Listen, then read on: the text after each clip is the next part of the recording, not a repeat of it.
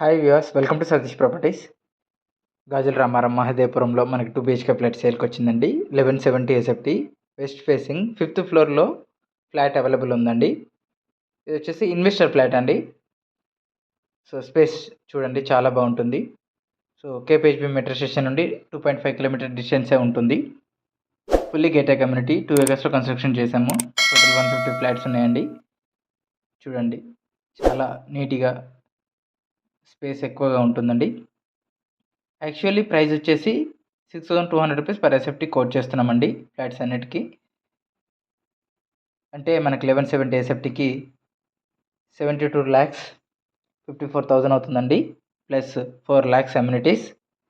అలానే GST 1,46,250 rupees అవుతుందండి.